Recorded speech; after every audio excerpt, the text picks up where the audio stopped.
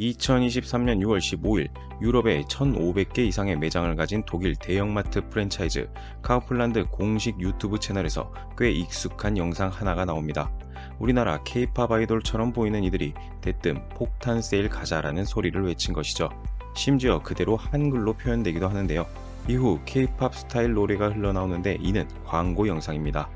현지에서 꽤 화제가 되어 2023년 7월 6일 기준 유튜브 영상 210만 회를 넘었습니다. 해당 채널 구독자가 12만 명이라는 것을 생각하면 아주 놀라운 수치죠. 조사를 하면서 꽤 흥미로운 사실을 발견했는데 해당 영상은 아주 뜬금없었던 것은 아니고 본사 자체가 유튜브를 꽤 독특하고 신선한 방식으로 운영하고 있었습니다. 또한 이미 해당 영상 전에도 카우플란드 불가리아 지점 유튜브에서 지속해서 K-팝 스타일의 광고 영상을 올린 것을 보면 본사 차원에서 지점의 아이디어를 활용한 듯합니다. 해당 영상에 나온 가수는 JX라는 아직 데뷔하지 않은 한국 출신 걸그룹이라고 합니다. 이 영상을 보신 분 중에 아마 해당 마트 프랜차이즈를 아시는 분은 많이 없을 듯 싶습니다.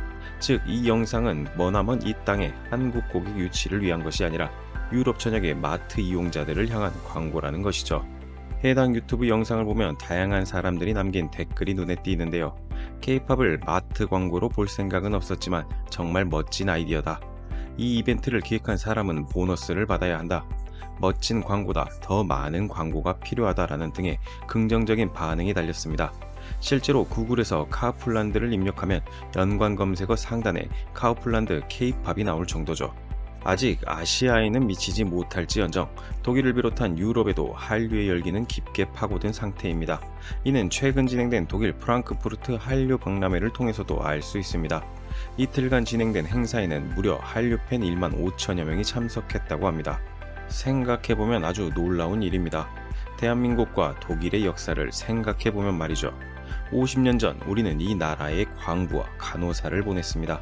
그리고 지금 우리는 사람이나 노동력이 아닌 문화를 보내고 있습니다. 오늘 트루코리아는 대한민국과 독일, 그리고 독일 내 한류 열풍을 다뤄보고자 합니다.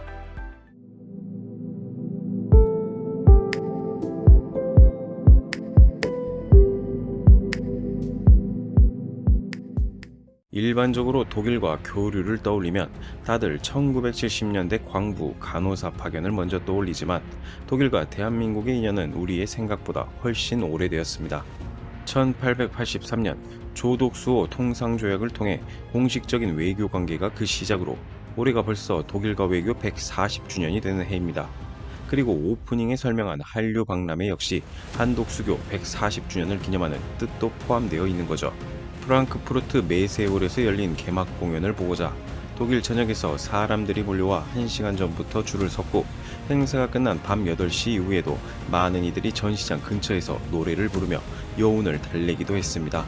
단순히 공연뿐이라면 한류 박람회라는 말을 쓰지 않았을 것입니다. 이번 박람회에는 국내 기업 137개사와 독일 등 유럽 인근국 바이업 250개사가 참가했으며 K 메이크업쇼, 한식 푸드쇼, 한복 체험관 등 다양한 행사가 진행되었습니다. 한류 박람회는 기본적으로 한류 마케팅을 통해 우리 중소 중견기업의 해외 시장 진출을 지원하는 대표적인 해외 종합 수출 박람회입니다. 공연 등 한류 이벤트와 연계해 우리 우수 상품을 홍보하는 수출 마케팅 행사로 지난 2023년 런던 행사 이후 10년 만에 유럽 지역에서 개최한 것이죠.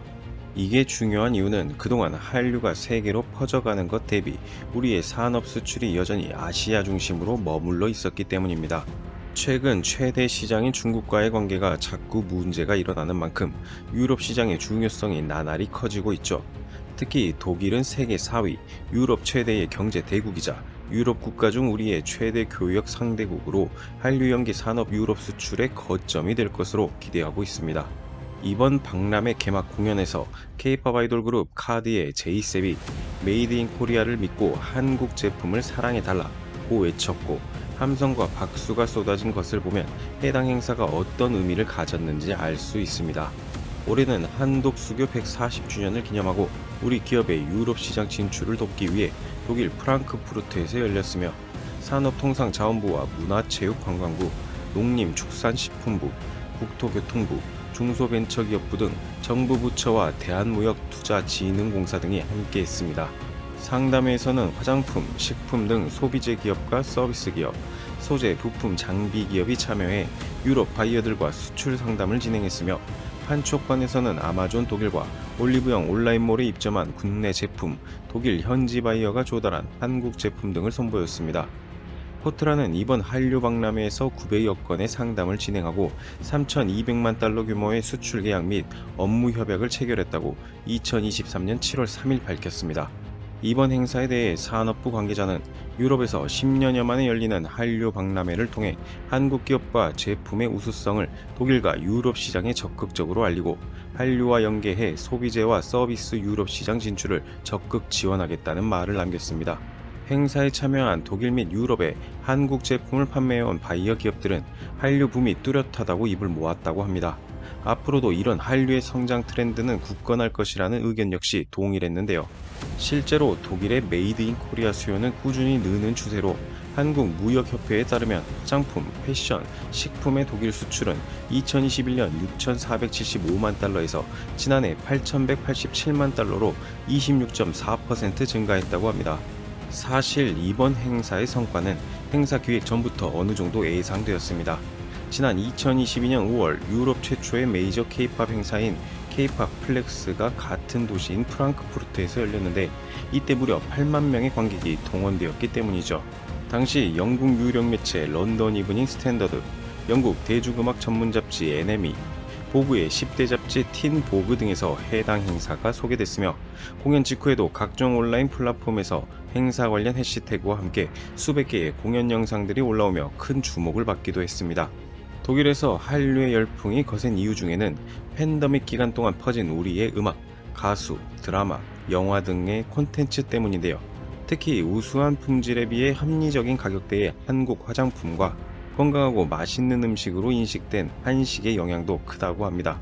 팬데믹 기간 동안 우리의 김치가 독일 내에서 면역력을 증진시킬 수 있는 음식이라며 언론의 주목을 받은 일도 있었죠.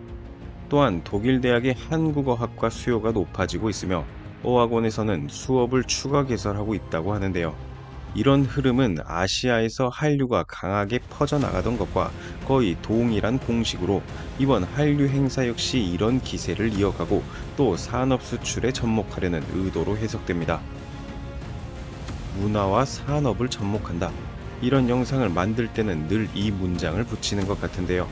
한류가 거세게 작용할수록 우리의 산업이 세계로 뻗어나갈 확률도 높은 만큼 앞으로도 문화 산업을 육성하고 발전시키는 것에 열심히 노력할 필요가 있겠죠. 우리가 1970년대 광부와 간호사를 보냈던 건 일종의 수출이었습니다. 그분들이 조국을 떠나 먼 타양에서 외화를 벌고 그 돈으로 지금의 대한민국이 만들어질 수 있었다고 해도 틀린 말이 아니죠. 시간이 흘러 현재, 이제 우리는 노동력을 수출하는 나라가 아닌 문화를 수출하는 나라로 바뀌었습니다. 이 역시 그분들의 노력이 없었다면 대한민국의 문화 수출 역시 애초에 존재하지 않았을지도 모릅니다. 우리는 늘 그동안 열심히 하면 된다. 다른 선진국을 따라가면 된다. 지금 해야 후대가 잘 산다. 라는 말로 앞만 보면 달려왔습니다. 시대는 바뀌었고 열심히 달린 덕에 이제 대한민국은 부분 부족한 면도 있지만 분명 선진국의 반열에 올랐습니다. 문화를 수출하는 나라가 선진국이 아니라면 무엇이라 불러야 할까요? 다만 우리는 이것을 지키고 발전시키기 위해 방향은 조금 다르지만 예전처럼 열심히 달릴 필요가 있다는 생각이 듭니다. 영상을 시청해주셔서 감사합니다. 구독과 좋아요는 영상을 만드는 데 큰 힘이 됩니다.